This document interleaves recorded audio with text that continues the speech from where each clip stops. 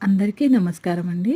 ఈరోజు వచ్చేసి స్వామివారికి పిండి దీపారాధన ఇలా వెలిగించుకున్నానండి. నా మంగళహారతి చూడండి ఎలా మిలమిలా మెరుస్తుందో. చక్కగా తోముకొని ప్లేట్లన్నీ క్లీన్గా పెట్టుకున్న తర్వాత ఇలా హారతి ఇచ్చుకుంటే తృప్తిగా ఉంటుందండి. స్వామివారి పిండి దీపారాధన ఇది చలివిడితో పెట్టిన పిండి అండి. ఆ చలివిడితో పెట్టిన దీపము ఎంత అందంగా ఉందో చూడండి. అందులో నెయ్యి వేసి వడ్డించుకొని చక్కగా ఇలా మనము స్వామివారికి అభిషేకము అలంకరణ మొత్తం చేసుకోవాలండి. స్వామివారికి ప్రసాదంగా మనం ఈరోజు నైవేద్యంగా మనం వడపప్పు, బెల్లం, పానకం చక్కగా పెట్టుకోవాలండి. మన చేతిలో ఉన్నది ఏదైనా పెట్టుకోవచ్చండి. మనకి ఆ టైంకి ఏది కుదిరితే. కానీ ఇది బ్రహ్మముహూర్తాల్లో చేసుకుంటే చాలా అందంగా ఉంటుందండి ఈ పూజ.